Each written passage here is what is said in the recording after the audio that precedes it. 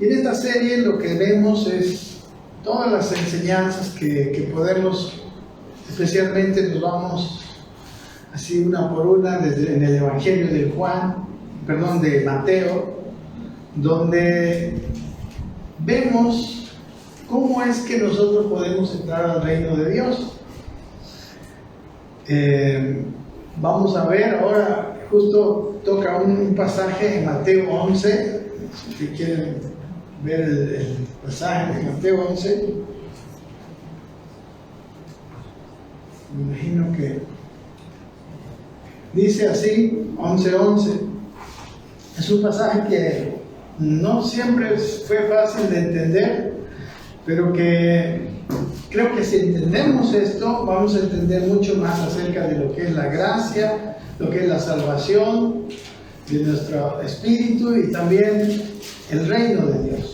Dice aquí, hay una expresión bien interesante, dice, de cierto os digo, dice, entre los que nacen de mujer, dice, no se ha levantado otro mayor que Juan el Bautista, pero el más pequeño en el reino de los cielos, mayor es que él, ¿no? Entonces, nos toca ver este pasaje, que nos dice que de entre todos los nacidos de mujer, todos los seres humanos, no hay otro, no se ha levantado uno mayor que Juan el Bautista.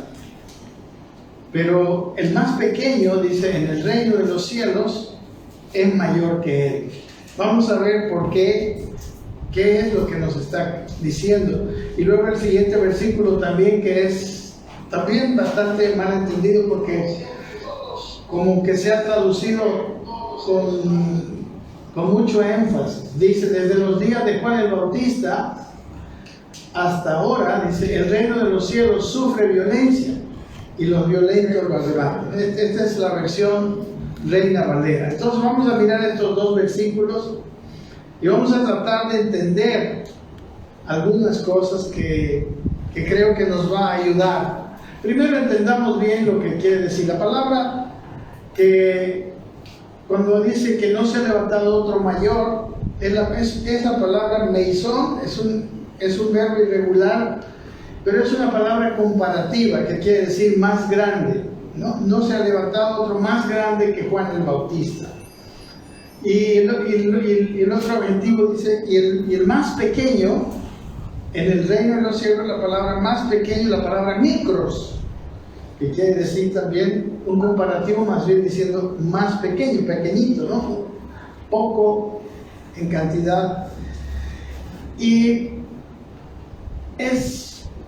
parece ser medio contradictorio, ¿verdad? Que el hombre más grande que se ha levantado en la tierra, que es Juan el Bautista, ¿verdad? Juan el Bautista, un hombre con una entrega tan grande a Dios, ¿no? Él vivía en el desierto, comía langostas y miel silvestre, tenía un ministerio tan poderoso, ¿no? Él ministraba lejos de las ciudades, pero siempre había multitudes rodeándolo. Él nunca hizo un solo milagro, pero la gente lo escuchaba a Juan el Bautista. Y este versículo no habla de que Juan el Bautista fuera una persona insignificante. Al contrario, Juan el Bautista aquí, y lo dice mismo, que es el mayor, pero el más pequeño en el reino de los cielos, dice, es mayor que él. Tenemos que entender algunas cosas que esta palabra nos plantea. Juan el Bautista vivió bajo la ley. Vivió bajo la ley. Cuando vivió Juan el Bautista, todavía Jesucristo no había ido a la cruz, no había sido aún crucificado. Entonces Juan el Bautista, como dicen, fue el último profeta del Antiguo Testamento, pero él vivió en el Antiguo Testamento, ¿no? Dice el versículo Lucas 16, dice, la ley y los profetas eran hasta Juan. Dice, desde entonces el reino de Dios es anunciado y todos se esfuerzan por entrar en él, ¿no? Entonces, hasta Juan la ley y los profetas quedaron hasta Juan, ¿no? En el mismo capítulo 11, después de este, y dice, desde los días de Juan el Bautista hasta ahora, o sea, desde los días de Juan hasta ahora, dice Jesús aquí, el reino de los cielos sufre violencia y los violentos lo arrebatan. Y el versículo 13, no lo tengo aquí escrito, pero dice, porque todos los profetas y la ley profetizaron hasta Juan. Eso dice el versículo siguiente.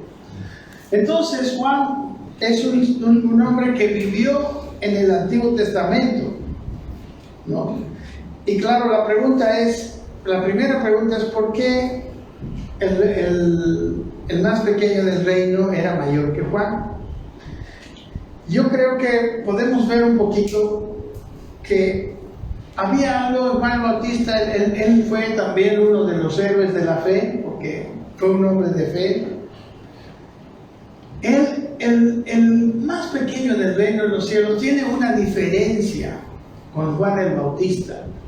Y no se trata de que fuera más esforzado, que fuera más santo, sino que el que entra en el reino de los cielos, por muy pequeño que sea, por muy,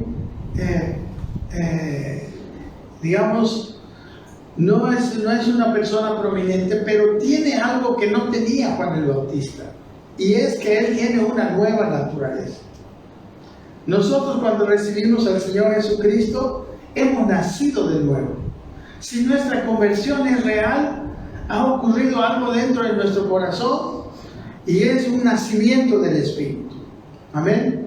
Una persona, aquí dice que una persona que está en el reino tiene nuevo nacimiento, y número 2, quiere decir que es gobernado por Dios, ¿verdad? Hemos estado hablando mucho que reino, entrar al reino significa entrar a una vida donde Dios me gobierna, y obviamente Dios va a gobernar las cosas a través de mí, pero la primera persona a la que Dios tiene que gobernar es a uno mismo. Y para que Dios me gobierne hay muchas condiciones que hemos estado mirando, ¿verdad? Tenemos que arrepentirnos, o sea, tener una nueva mentalidad. Para que Dios nos gobierne tenemos que ser pobres en espíritu, ¿recuerdan? Para crecer en el reino de los cielos tenemos que librarnos de todo rencor, ¿verdad? De no tener problemas con nadie sin resolver. Tenemos que librarnos de nuestros adulterios mentales, podemos decir, del adulterio en el corazón.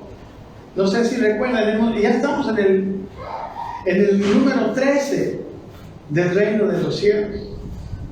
O sea, hay 13 capítulos anteriormente donde nos está mostrando qué cosas tenemos que hacer nosotros para poder que Dios nos gobierne, para que Dios nos pueda gobernar. Yo no sé si ustedes están haciendo algo, porque no es cuestión de escuchar. Dios no nos gobierna porque escuché los 13 condiciones para que Dios me gobierne. No, es que yo estoy haciendo, y esto tiene que ver con este versículo que ahorita vamos a entender. Entonces, mis hermanos, una persona que entra al reino tiene una ventaja con respecto de Juan, y es que tiene una nueva naturaleza. Amén. Y vive no por sus fuerzas. El que vive en el reino de los cielos está viviendo gobernado por Dios y con las fuerzas de Dios. Jesús mismo, él decía esto, hablando de sí mismo, decía: el Hijo del Hombre nada puede hacer. Lo que ve al Padre, eso es lo único que puede hacer. Y obviamente veíamos nosotros las obras de Jesús, que eran poderosas. Pero Él no hacía esas obras en su propia humanidad, porque recuerden que Él se despojó de su deidad, se hizo hombre, y estando en la condición de hombre, Él fue obediente. O sea, la obediencia de Jesús mismo es un ejemplo para nosotros. Y los que entran al reino de Dios, dice, son más grandes que Juan el Bautista. Y este segundo pasaje es también bien interesante porque dice que desde los días de Juan el Bautista hasta ahora, el reino de los cielos, aquí está otra vez la palabra reino, sufre violencia y los violentos lo arrebatan. Yo quiero que veamos también qué quiere decir sufre violencia. Vamos a mirar que esta traducción es una traducción muy literal, muy exagerada, no sé. Pero la palabra sufre violencia es la palabra biaso en el griego del idioma original. Y quiere decir forzar, ¿no? Y dice forzar, y la palabra forzar reflexivamente, dice el diccionario, quiere decir meterse a la fuerza, ser atrapado, ¿no? Entonces, lo que está diciendo aquí es que el reino de los cielos sufre los que se meten en el reino de los cielos se meten a la fuerza, o sea, son esforzados. Y la palabra violentos también, que es otra palabra que está aquí, es la palabra biastes, que viene de la palabra biaso, ¿no? Y quiere decir un hombre esforzado, un hombre valiente, un hombre que se esfuerza. No tiene podemos decir, el sentido de que es una persona que hace violencia, sino que tiene sentido de que se esfuerza. ¿Me entienden? Ese es el idioma original. Miren, en la versión TLA, ¿no? Dice lo siguiente, aquí el mismo Mateo 11:12, dice: desde que Juan el Bautista comenzó a predicar hasta ahora, en esta versión, dice, el reino de Dios avanza a pesar de sus enemigos, ¿no? Está diciendo que es fuerte. Solo la gente valiente y decidida logra formar parte de él. ¿Okay? Es otra manera de decir que el reino de los cielos sufre violencia y los violentos la arrebatan. Aquí dice que nos está explicando lo que desde Juan el Bautista, desde que él comenzó a predicar hasta ahora, el reino de Dios avanza a pesar de sus enemigos. Dice, solo la gente valiente y decidida logra formar parte de él. La NBI del 1999 dice lo siguiente, la traducción. Dice, desde los días de Juan el Bautista hasta ahora, el reino de los cielos ha venido avanzando contra viento y marea, dice la NBI. Y los que se esfuerzan logran aferrarse a él. Entonces, si se dan cuenta, habla de un reino fuerte, poderoso, y habla de los que entran en el reino, que son los que logran aferrarse al reino. Tengo una traducción, no creo que es algo más. Bueno, he buscado muchísimas traducciones, pero este es el sentido, ¿no? Entonces, si bien es cierto, mis queridos hermanos, que nosotros para recibir la salvación, para haber nacido de nuevo, para que la obra de Cristo en la cruz, la obra perfecta de Cristo en la cruz, se haga real en nosotros, solo tuvimos que, ¿qué tuvimos que hacer? Que creer y que recibir al Señor. Pero entrar al reino es otra cosa. Entrar al reino no es lo mismo que recibir la salvación. Entrar al reino es una vida gobernada por Dios. Una persona que entra en el reino es una persona que es un instrumento de Dios en la tierra. Y no todos los que han recibido la salvación son instrumentos de Dios en la tierra.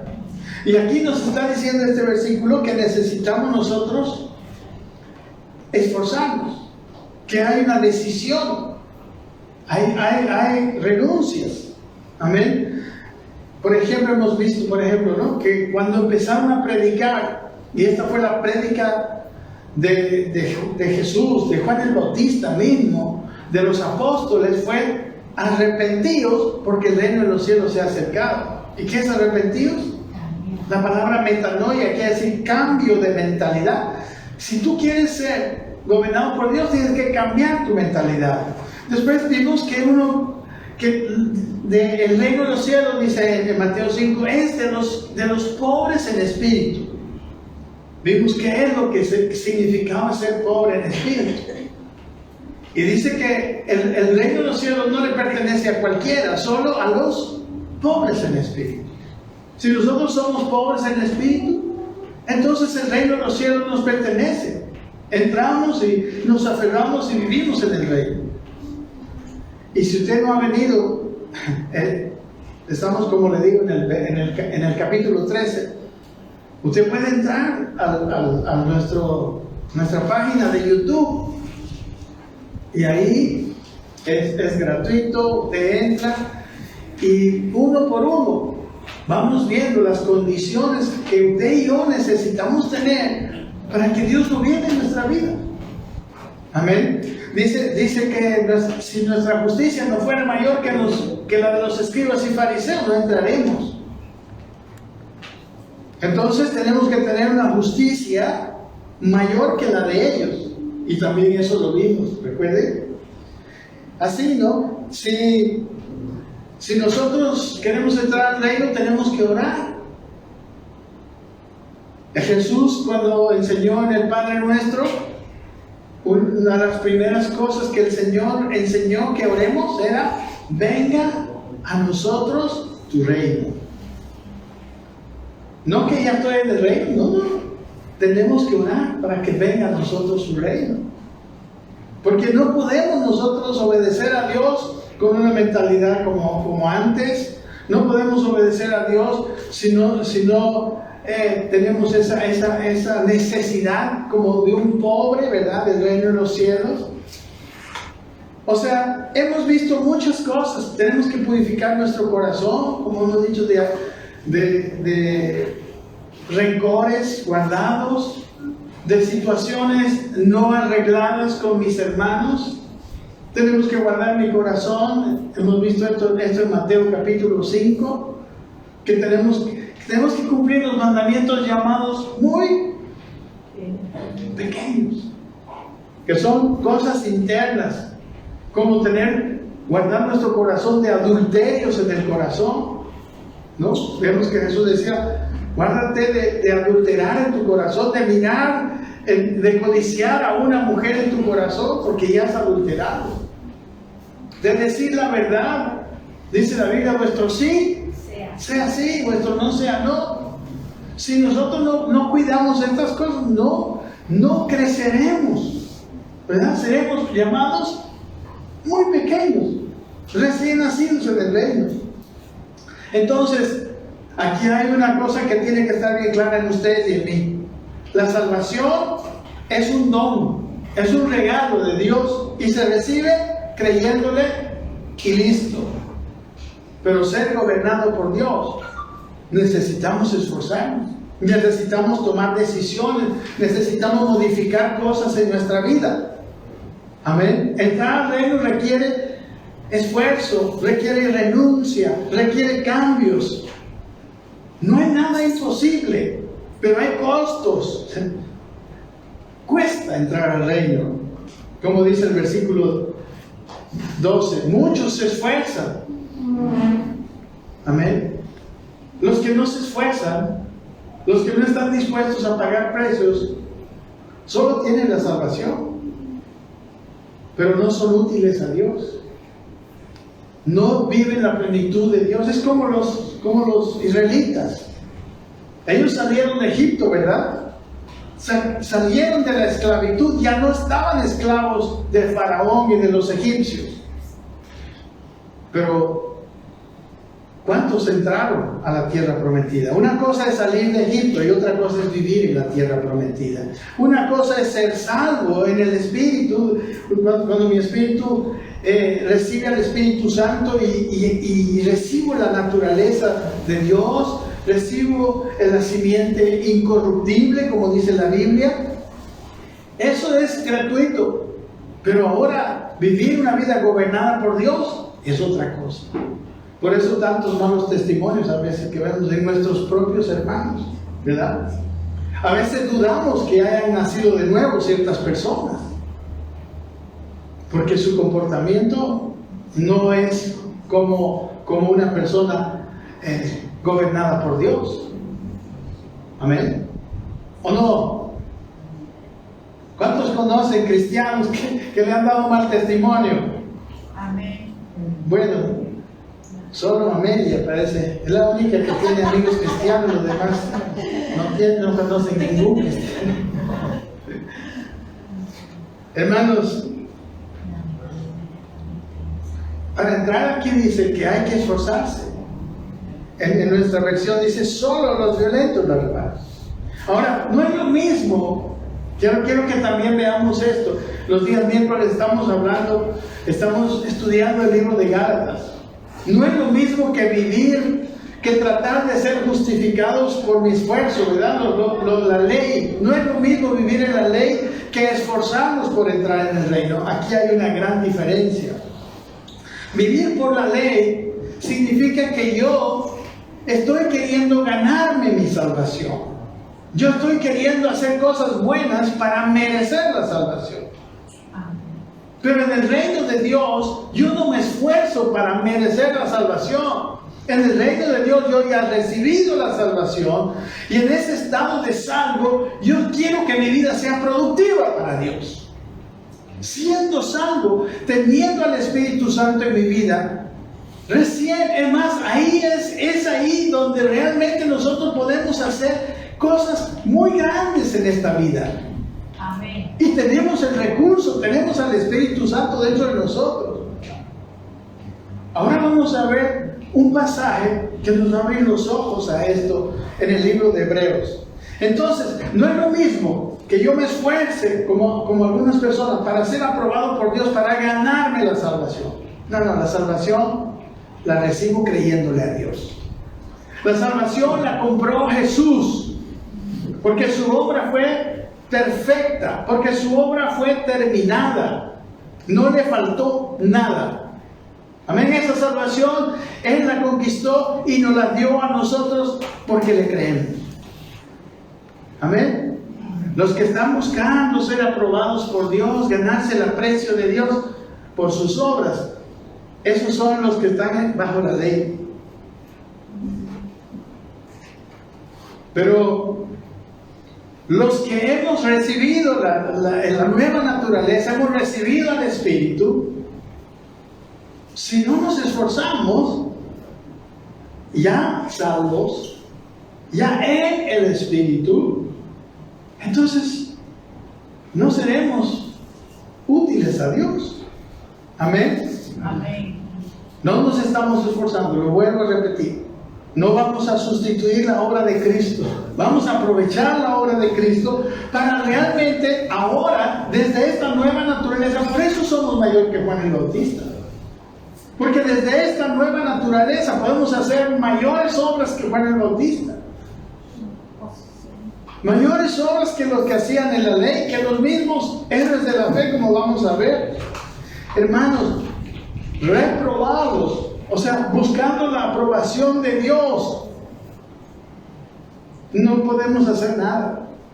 Tenemos que sentir su aprobación, sentir que Él nos dio su justicia, que Él nos justificó, y entonces ahí recién podemos hacer. Amén. Solo recibimos la nueva naturaleza por creer en Él, en la suficiencia de su labor. No le faltó nada. El que todavía se está queriendo ganar la salvación es como que estuviera diciendo que algo le faltó a la obra de Cristo. Esa obra de Cristo fue tan grande. Amén. No, nosotros hemos nacido de nuevo, pero no podemos quedarnos como recién nacidos. Tenemos que crecer, ¿verdad? Tenemos que llegar a ser adultos espirituales. No es buscar ganarnos el cielo. Es operar desde el cielo. Ya nosotros no somos solamente habitantes de la tierra. Nosotros estamos sentados en lugares celestiales. Yo estoy caminando, pero estoy sentado en el Espíritu. Yo estoy andando con este cuerpo, con esta vida biológica, pero en el Espíritu tengo vida. Tengo vida. Y el Espíritu puede empezar a, realmente lo que quiere hacer es que el cielo quiere gobernar a través de mí. Quiere gobernar en mí, primeramente me tiene que gobernar. Amén. Entonces, para lo que debemos esforzarnos no es para ganar la salvación, sino en vivir una vida de obediencia perfecta para que Dios haga su labor a través de nosotros, para ser calificados como instrumentos útiles. Por eso estamos en esta serie del reino. Amén. Amén. Después de recibir la salvación gratuitamente, ahora sí viene renuncia, esfuerzo, negaciones. Sí, necesitamos hacerlo. ¿Cómo hizo la obra Pablo? ¿Sentado en una silla? ¿Verdad que no? Pablo padeció muchas cosas. Y sabe que mucha gente dice, pobre Pablo. Pero ¿sabe qué? No era pobre Pablo. Pablo lo estaba haciendo desde una posición espiritual. Toda la obra que Pablo hizo, él lo hizo desde los cielos, en espíritu.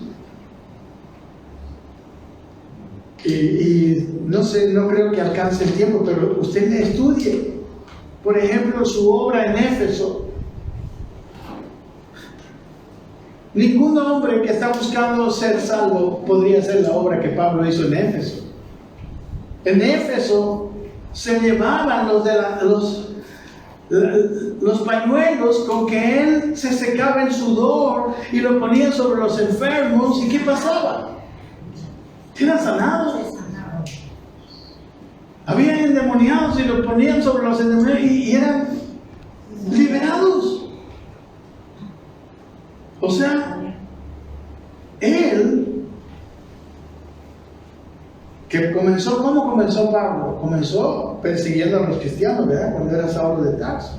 Un asesino que inmediatamente se convierte y va a ser mayor que Juan el Bautista. Porque Juan el Bautista no tenía este poder. Juan el Bautista vino para preparar el camino para nosotros. Amén. Pero tenemos que tener la conciencia de que nosotros podemos operar en otro nivel, en otra dimensión, en la dimensión espiritual. Tengo un pasaje en Romanos que nos dice algo de esto. Miren, Romanos 8, si usted lo tiene o quiere verlo aquí.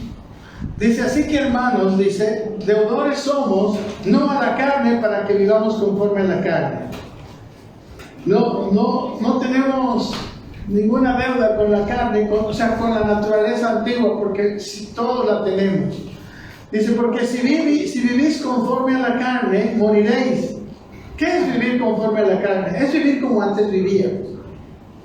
¿Amén? Vivir bajo mis proyectos, bajo mi inteligencia. Eso es vivir conforme a la carne, como antes vivía. Porque ahora vivo para Dios. No sé de usted, pero así debe ser. Mi vida es para Dios. Y solo cuando vivo para Dios, no voy a tener muerte. Dice que si vivimos conforme a la carne, ¿qué? Moriréis.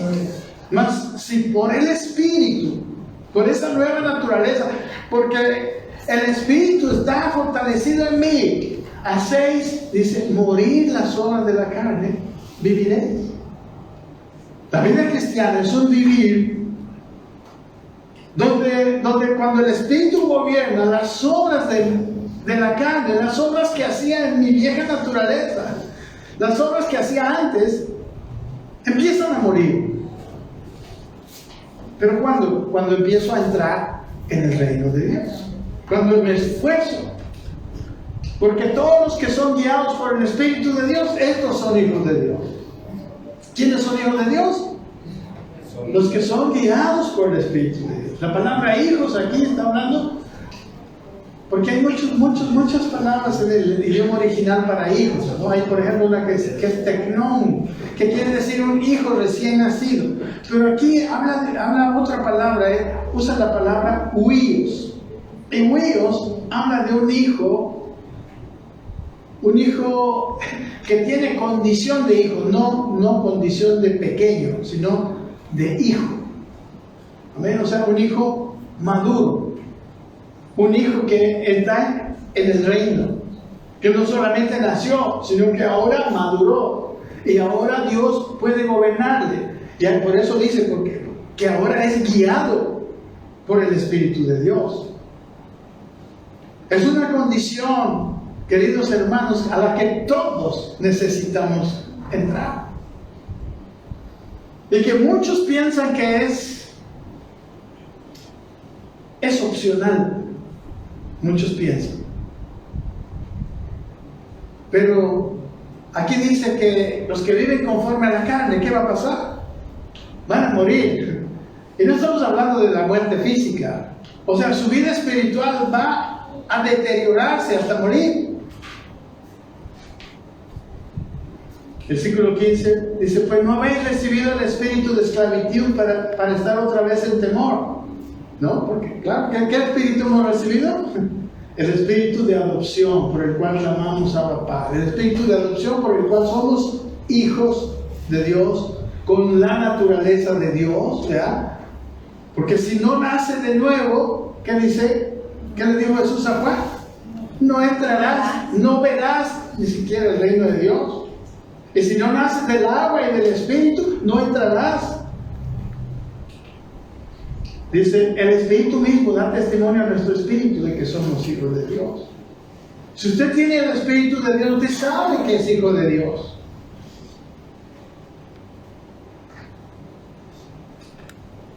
Y luego dice, y si hijos, también herederos. Herederos de Dios y coherederos con Cristo. Pero aquí está la otra. Si es que padecemos juntamente con Él, para que juntamente con Él seamos glorificados. ¿Qué quiere decir padecer juntamente con Él?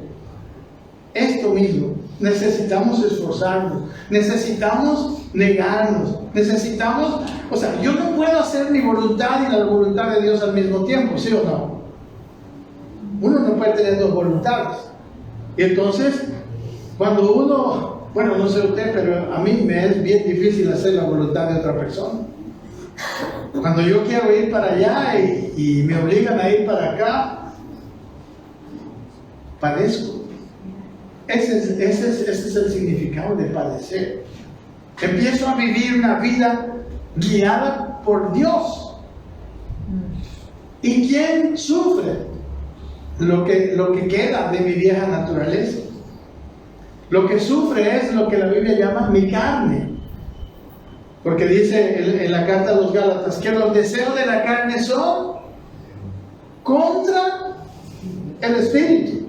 Y los deseos del Espíritu son contra la carne. Y estos, dicen, se oponen. Entonces, si yo quiero vivir conforme al Espíritu,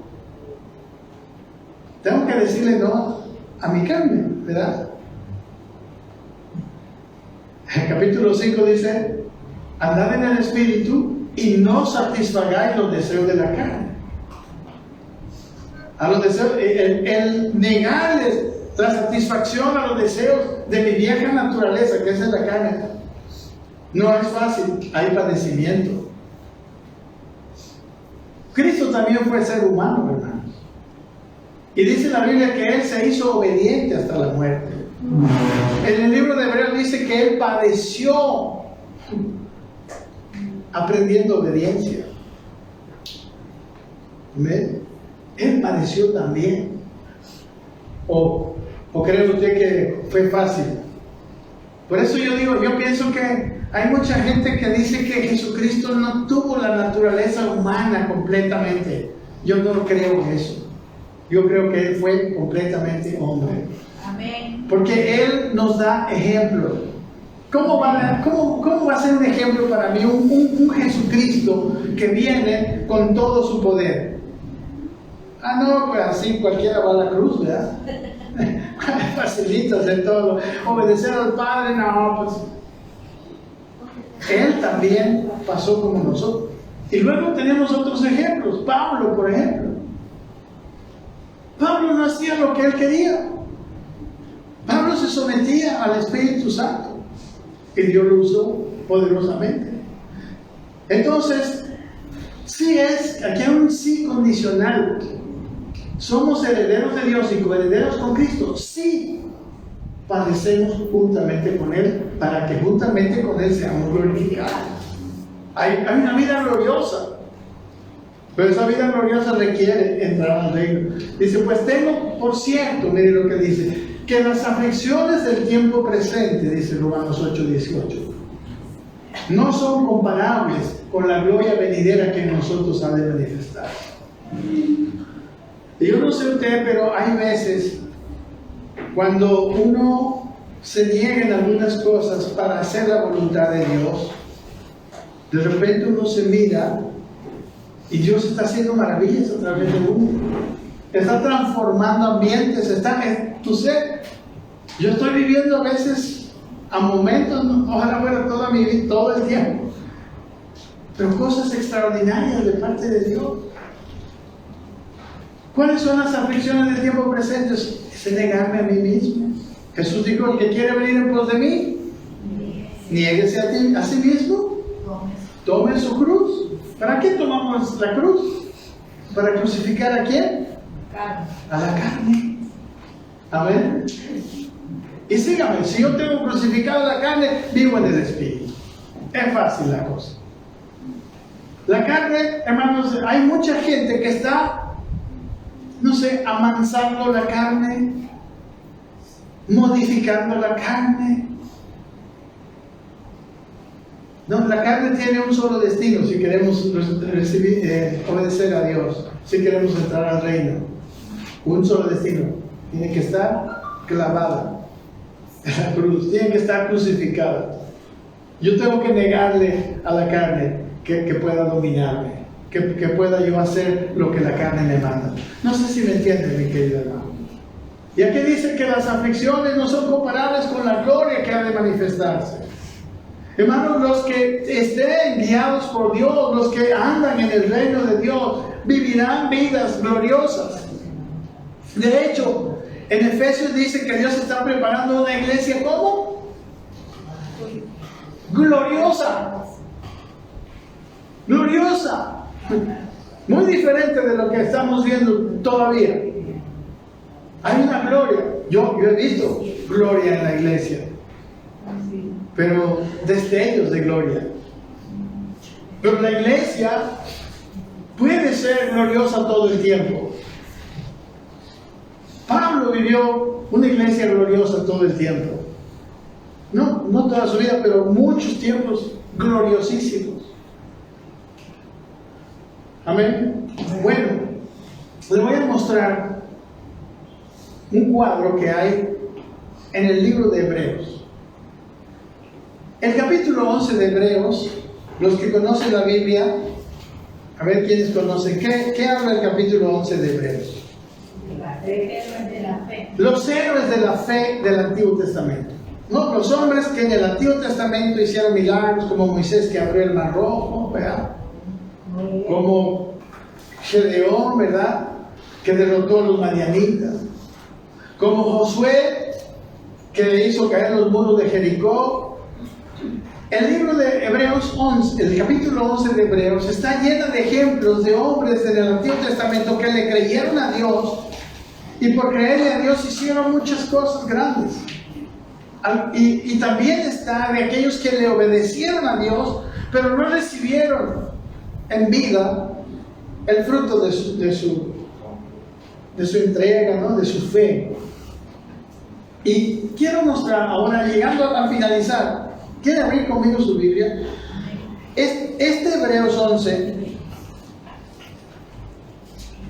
o sea, lo que voy a mostrar es algo que usted y yo necesitamos entender muy bien.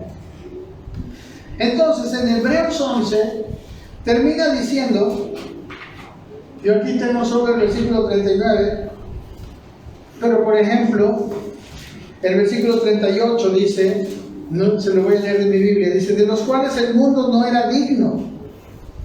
Estos hombres, estuvieron errando por los desiertos, por los montes, por las cavernas de la tierra. Y dice el versículo 39, hablando de los héroes de la fe, de los hombres que en el Antiguo Testamento, como Juan el Bautista, ¿en qué testamento vivió Juan el Bautista? ¿En qué pacto? En la ley. como ellos, ¿no? Juan el Bautista vivió en ese pacto. Y dice, y todos estos, aunque alcanzaron buen testimonio mediante la fe, no recibieron lo prometido. Y dice el versículo 49, algo aparentemente extraño. Dice, proveyendo Dios alguna cosa mejor para nosotros, para que no fuesen ellos perfeccionados aparte de nosotros. Hay algo mejor para nosotros. Recuerden que estamos tratando de entender por qué el menor en el reino de los cielos es mayor que el mayor de los nacidos de mujer, que fue Juan el Bautista. Amén. Y dice que los del Antiguo Testamento no recibieron la promesa. Aquí dice lo prometido, pero en el original dice la promesa. ¿Se acuerdan de lo que predicó Pedro en Pentecostés, cuando se derramó el Espíritu Santo? Esto, no me acuerdo exactamente cómo digo, esto no es algo extraño, sino que ellos recibieron la promesa del Padre. Los hombres del Antiguo Testamento no recibieron la promesa del Padre, porque la promesa del Padre estaba profetizada para venir después de que Jesucristo haya terminado su obra en la cruz. Así que nosotros tenemos la promesa del Padre. Amén. Y miren, en Hebreos, el capítulo, este es el último versículo del capítulo 11 de los héroes de la fe. Dice que Dios tiene algo mejor para nosotros. Amén. Amén, tiene algo mejor para nosotros. Y ahora, progresando, el autor, no el autor, sino el traductor le puso capítulo aquí. Pero sigamos la lectura. Entonces vamos a empezar con el siguiente. Bueno, quiero mostrar lo que dicen algunas otras traducciones. Hebreos 13:9, 13:39 y 40. No me acuerdo cómo se llama esta traducción. Dice, todos estos, habiendo sido declarados justos por medio de la fe obediente, ¿verdad? Hablamos de los héroes del Antiguo Testamento, no recibieron la promesa. Habiendo provisto Dios algo mejor para nosotros, para que no fueran purificados completamente de sus pecados sin nosotros, dice esta traducción. La palabra de Dios para todos dice, pero aunque su fe nos hizo merecedores de un testimonio tan valioso, ninguno de ellos entró en posesión de la promesa, porque Dios nos tenía reservado algo mejor y no quiso que ellos llegaran a la perfección sin nosotros. ¿Qué es ese algo mejor? Jesús dijo, quédense en Jerusalén hasta que reciban la promesa del Padre. Y eso es lo que recibieron ellos y lo que recibimos todos los que hemos creído en el Señor y le hemos recibido en nuestro corazón.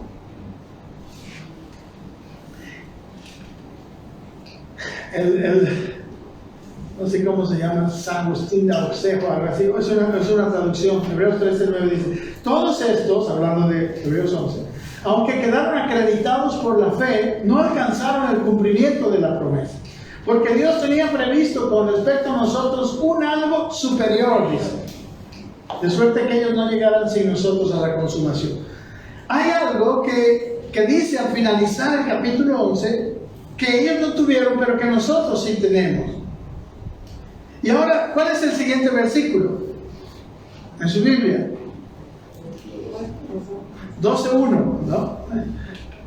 12:1 de Hebreos dice lo siguiente. Por tanto, dice, nosotros también, teniendo en derredor nuestro tan grande nube de testigos, dice, despojémonos de todo peso y del pecado que nos asedia y corramos con paciencia la carrera que tenemos por delante. ¿Qué quiere decir este versículo? ¿Quiénes son esa gran nube de testigos que nos están mirando? Todos los héroes del Antiguo Testamento. Ellos hicieron grandes cosas y sin haber recibido la promesa. Escúcheme bien. ¿Está usted conmigo? Amén. Está atento, no se duerma, no se distraiga. Ellos nos están mirando. Ellos no recibieron la promesa. Por eso dice nosotros, despojémonos de todo peso y del pecado que nos asedia, ¿no? De aquel pecado que nosotros a veces decimos, esa es mi debilidad. Despojémonos de todo eso. ¿Para qué? Para correr con perseverancia, la palabra paciencia es con perseverancia la carrera que tenemos por delante. Puestos los ojos en Jesús. Ya no ponemos nuestros ojos en Abraham, no. Nuestros ojos están en Jesús, que es el autor y consumador de la fe, por el cual, dice, por el gozo puesto delante de él, sufrió la cruz. ¿Sabe qué fue aquello que le sostuvo a Cristo sufriendo todo lo que sufrió en la cruz? Un gozo interno. Y este es el mismo gozo que es, como dice en su carta a los Gálatas, que es el fruto del Espíritu.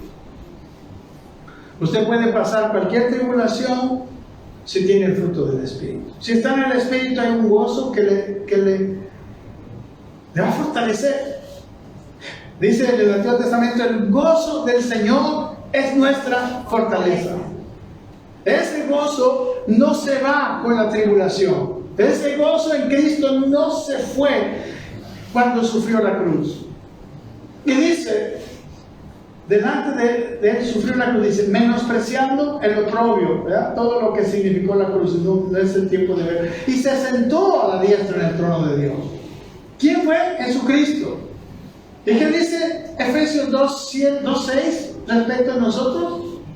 Que estamos nosotros también sentados en lugares celestiales a la diestra de Dios. El mismo lugar al que subió Jesús, Dios dice que subimos. Leer su Biblia. Considerad, dice, nos muestra, aquel que sufrió tal contradicciones de pecadores contra sí mismo, o sea, consideremos a Jesús, para que vuestro ánimo no se canse hasta desmayar.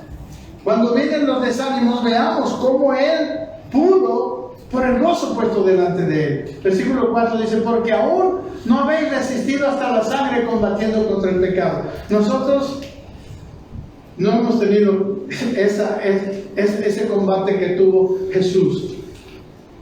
Y aquí está lo que quiero que entendamos hoy.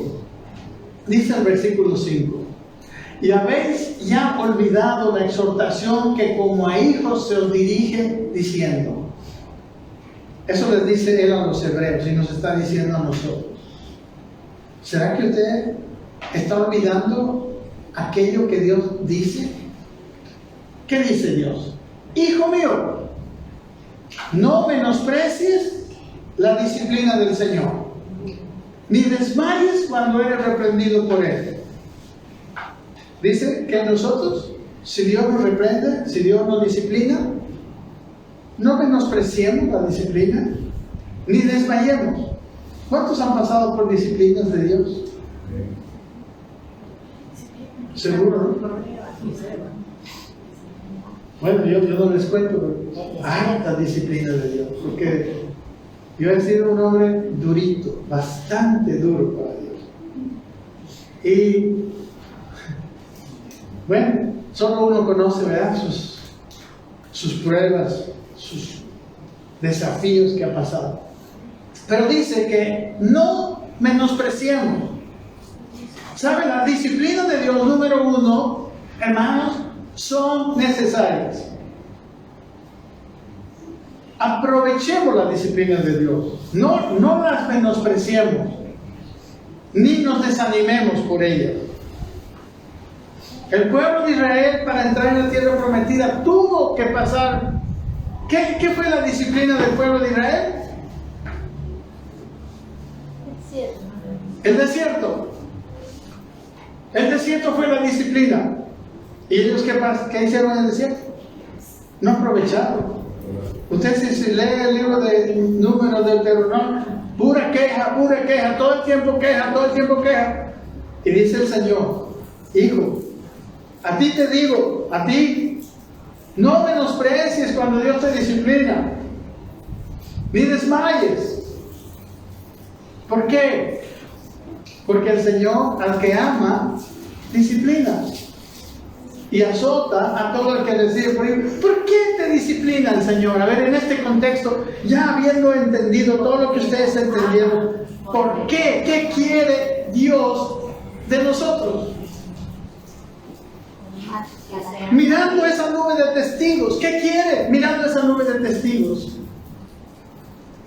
quiere que nosotros vivamos esa vida superior a los héroes de la fe del Antiguo Testamento. Él está empeñado en que tú y yo tengamos el poder que tuvieron, pero con el Espíritu Santo, con la promesa. ¿Me entiende? Si usted no entiende por qué estoy yendo tan bien, no he hecho nada malo, pero de repente me viene esto, me viene esto otro. Y quiero decirte, Dios quiere perfeccionarte. Dios quiere perfeccionarte. Tú, si entras en el reino de Dios, si entras en posesión de la herencia de Dios, serás mayor que Juan el Bautista. Ese es el plan de Dios. Y Dios está queriendo eso. Ahora, si tú no lo quieres, ¿ok? No esperes que Dios te ayude. No esperes que Dios te respalde en un camino errado. Hay un solo camino, amados hermanos, y es este. Si hemos sido salvados, es para llegar y para vivir vidas mejor que los héroes de la fe. Mejores, con un carácter mejor. Abraham fue nuestro padre, ¿verdad?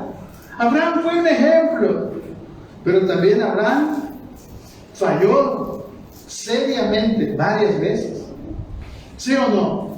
Por eso el Señor no dice puestos los ojos en los héroes de la fe, dice puestos los ojos en Jesús.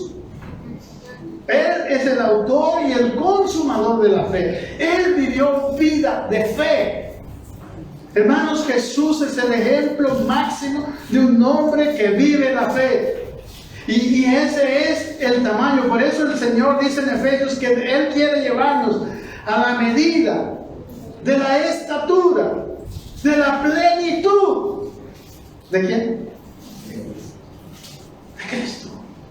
¿Por qué yo llevando a la medida de la estatura, de la plenitud de Cristo? Sí, porque Dios te ha dado su espíritu. Él ha puesto su naturaleza dentro de ti.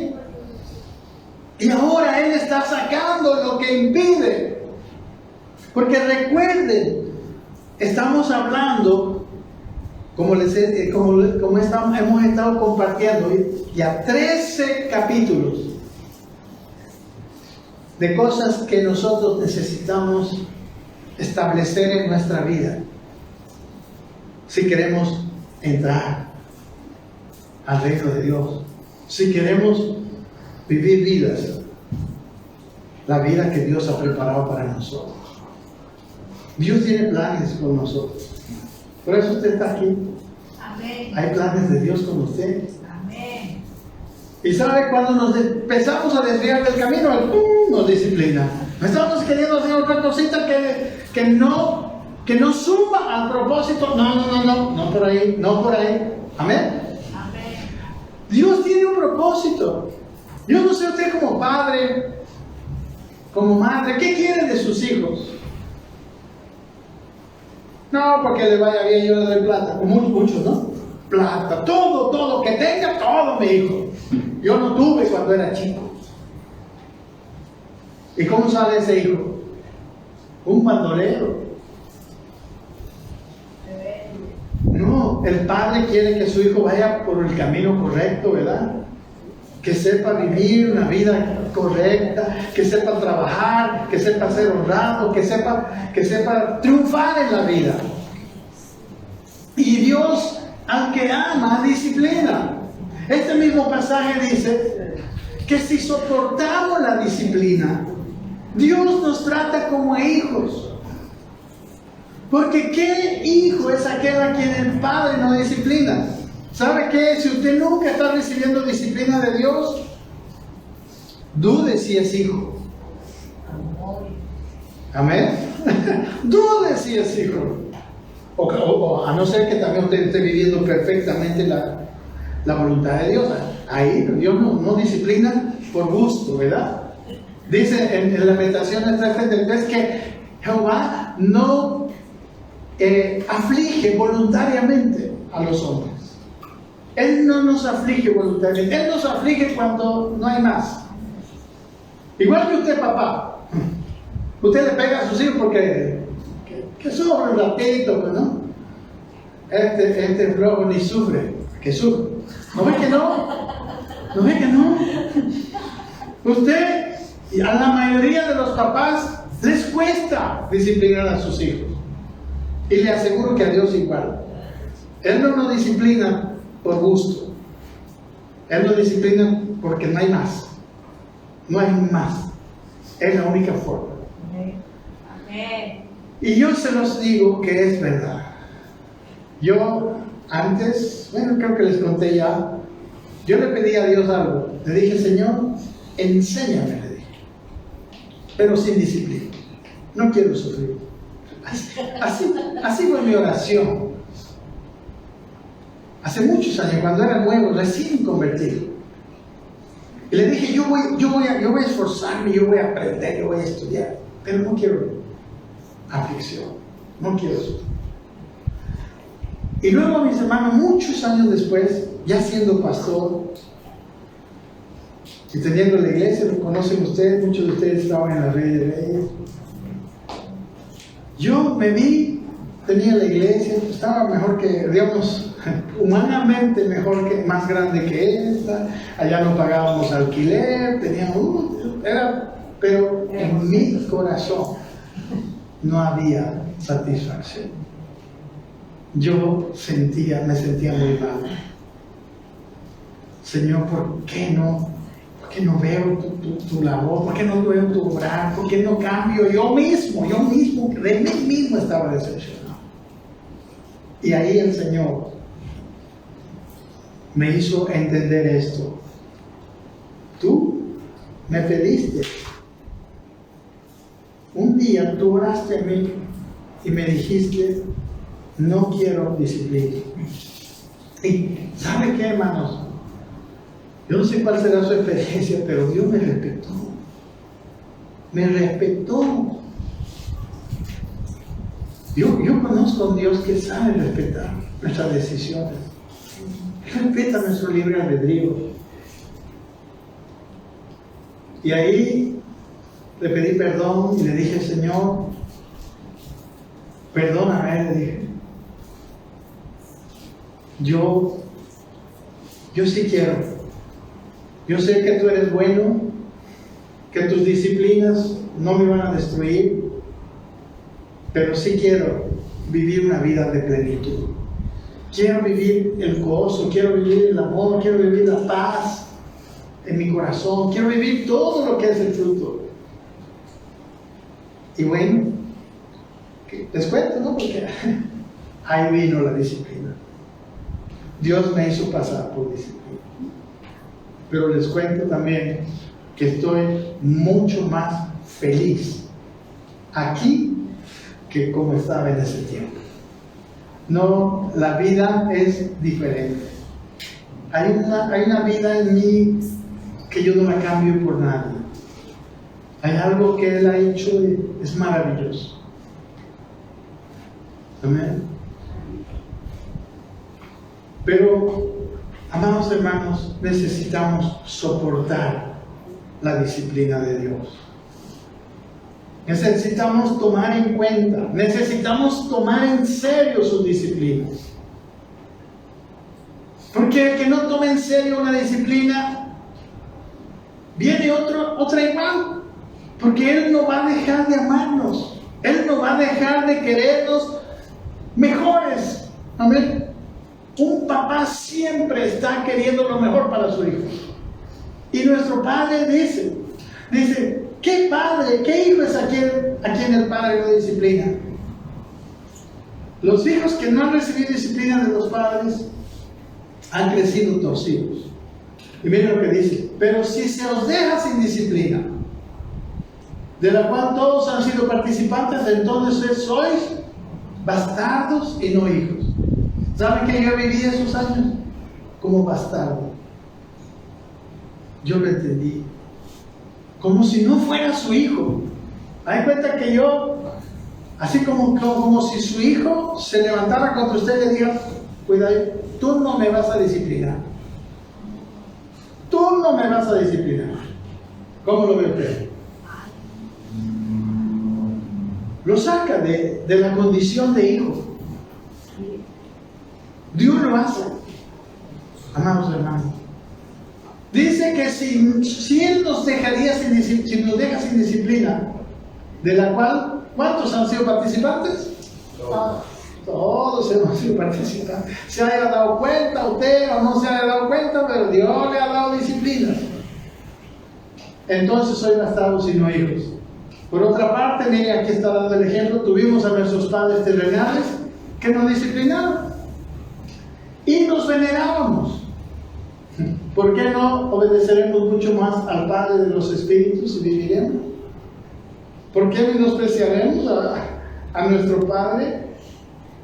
Porque dice: aquellos ciertamente por pocos días nos disciplinaban como a ellos les parecía, pero para lo que nos es provechoso, para que participemos de su santidad, para que seamos mejores que los del capítulo anterior, que Abraham, que aquellos que fueron como Juan el Bautista, de los nacidos de mujer, mejores que nosotros, hermano. Ellos eran mejores que nosotros. Humanamente eran eran tan poderosos, tan fuertes. Pero si entramos al reino de los cielos, viviremos vidas superiores a la ley. Por eso esta serie, hermano, no es para venir el domingo y decir: bueno, qué lindo, a ver qué viene el próximo. No, es para aplicar en nuestra vida. Y si usted se ha descuidado, por eso, ¿quiénes son los que entran en el reino? ¿Quiénes son los que conquistan el reino? Los que se esfuerzan. En términos de la Reina Valera, los violentos, dice, los que deciden definitivamente hacerlo, porque Dios no te va a forzar a nada, como a mí no me forzó, como no le fuerza a nadie. Por eso hay tantos malos testimonios ahora, por eso hay tantas vidas, gente que dice que conoce a Cristo, pero no se nota, no tiene paz, está llena de temores, está llena de cosas. O sea, se supone que si estamos en el Espíritu, viviendo por el Espíritu, debíamos tener amor. O sea, una actitud de hacer el bien a cualquiera que se nos presente. Eso es amor, nada más. El amor ágape. Gozo en todo el tiempo en nuestra vida. Paz, paciencia, bondad, fe, mansedumbre, dominio propio. Eso debiera ser, eso está en esa nueva naturaleza. Pero como los Gálatas, a ellos les dice: si tenéis vida por el Espíritu, ahora vivan también por el Espíritu, dice. Amén. Si el Espíritu nos dio vida, si el Espíritu nos salvó, no es solamente para quedarnos ahí salvos, sino para que vivamos por el Espíritu, guiados por el Espíritu de Dios. Como dice Romanos 8, estos son los hijos de Dios. ¿Quiénes? Los que son guiados por el Espíritu de Dios. Dios quiere, hermanos. ¿Puede ver la secuencia? Hebreos 11, Hebreos 12. Amén. Solo la hermana Amelia ve la diferencia. Gracias, hermana.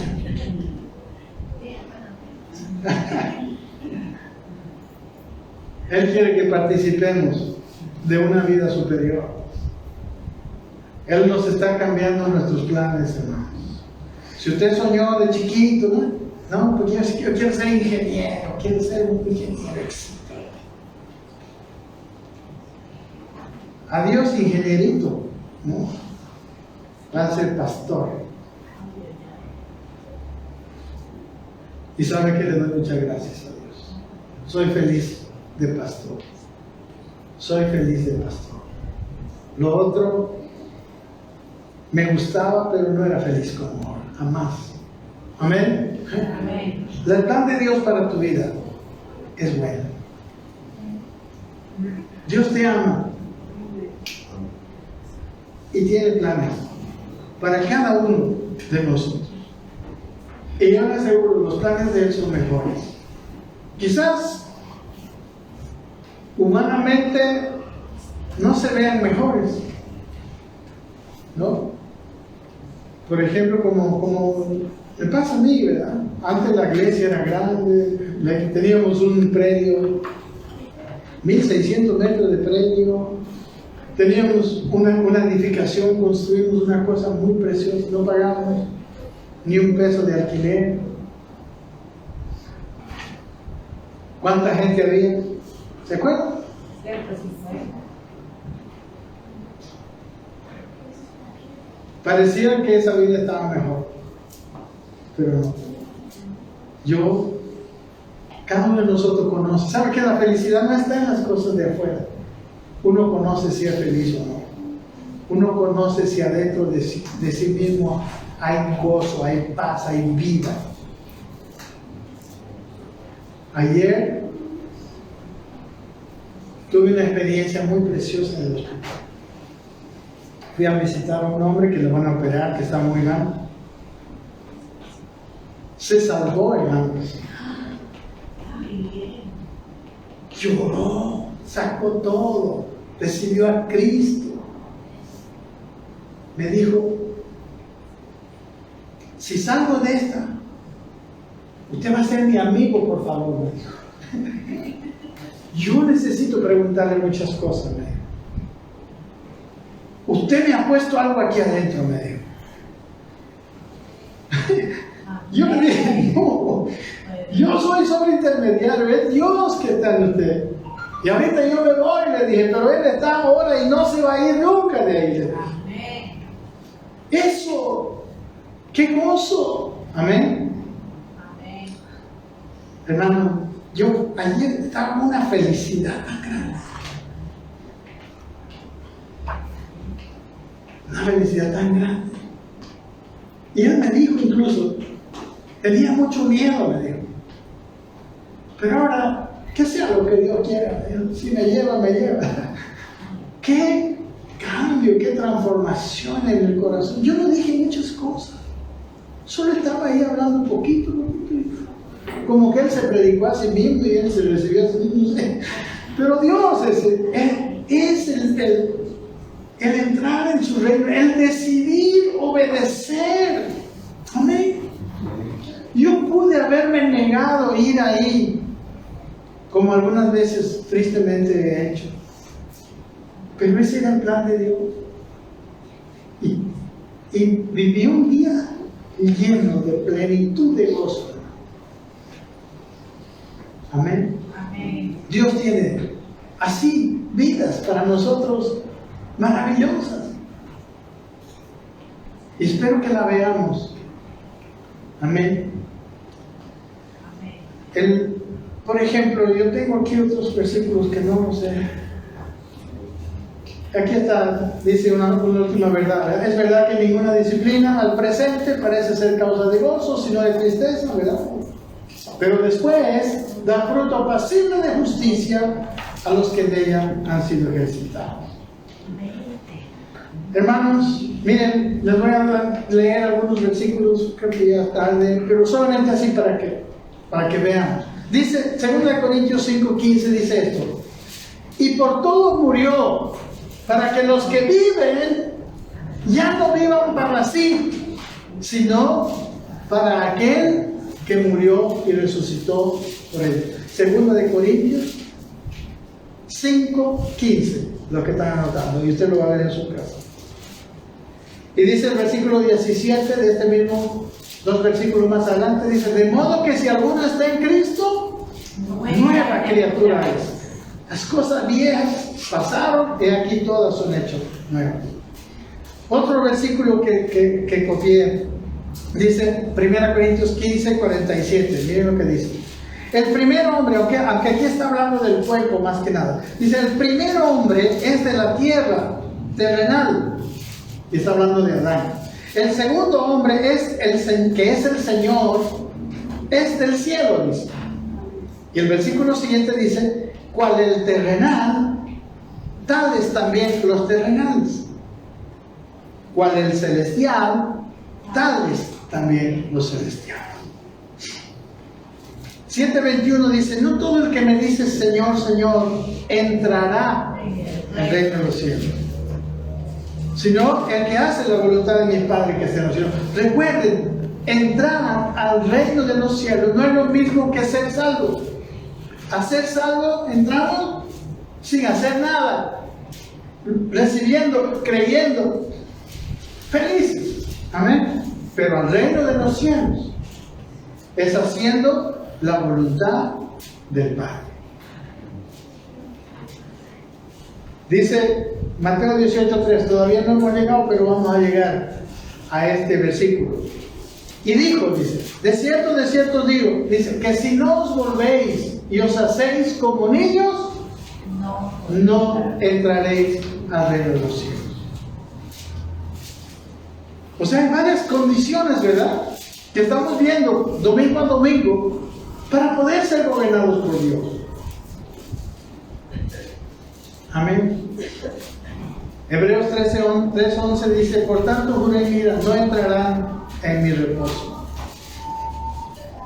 Bien, no sé, yo creo que ya me pasé de hora, pero creo que Dios nos ha hablado en esta mañana. Y que sabe, quiero decirle, anímese, porque el plan de Dios es para usted y para mí, es para todos nosotros. Y que si usted no sabe qué hacer, lo primero que tiene que hacer es obedecer a Dios en la oración y decirle, venga tu reino, venga a mí tu reino. Amén. Y Él va a empezar a llevarnos por este camino y nos va a empezar a transformar nuestra vida, nuestra manera de pensar, nuestras prioridades. ¿Amén? Porque hay prioridades. Una de las parábolas que vamos a ver más adelante, por ejemplo, la parábola del mercader que busca buenas perlas. Dice, el reino de los cielos es semejante a un mercader que busca buenas perlas, dice, y que luego encuentra una perla preciosa. Dice, vende todas las que tiene y compra aquella. Si en nuestra vida Dios y su labor en nosotros no es prioridad, no entraremos. Bueno, amén. Pero está en nuestras manos. Usted no tiene que ser ningún ser superior. No tiene que ser como Juan el Bautista. El Juan el Bautista era un hombre de los nacidos de mujer, el mejorcito. Pero cualquier tribilín como yo, pero en el reino de los cielos, mayor que él. Amén. Cualquiera de nosotros, pero guiado por Dios. Suave para la voz de Dios. Porque yo he comprendido que yo soy duro. Yo siempre quiero hacer las cosas calculando, entendiendo, no sé. Y ayer no fue ni calculando ni entendiendo, fue obedeciendo.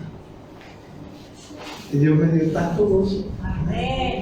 Y una vida se salvó, hermano. Yo comprendí lo que es el gozo en el cielo. Porque muchas veces vas y le hablas a alguien y dices, repetí esta oración y repite nomás. Pero lo de ayer se vació, lloró, recibió y... yo salí de ahí feliz. Amén. Padre, te damos muchas gracias por tu amor, tu misericordia, tu paz, tu vida. Gracias porque eres nuestro Padre. Gracias porque tienes planes perfectos para nosotros, planes deseables, planes maravillosos, Señor, a los cuales queremos entrar. Queremos vivir en tu reino. Queremos ser guiados. Sabemos que nuestra vida hasta aquí tiene sus momentos difíciles, tiene sus momentos alegres, pero el gozo completo está en vivir bajo tu reino. Ayúdanos, Señor. Queremos hacerlo. Te clamamos por hacerlo. Nos esforzaremos en hacerlo. Muéstranos qué hacer. Muéstranos cómo caminar. Y obra en nosotros. Porque en realidad eres tú el que vas a obrar en nosotros. Gracias, Señor. Bendice a mis hermanos en esta mañana. Bendice a mis hermanos que están escuchando desde el Facebook, Señor. Y tráenos a nosotros tu reino, a nuestra vida. Para que vivamos vidas superiores. Las vidas que tú quieres dar.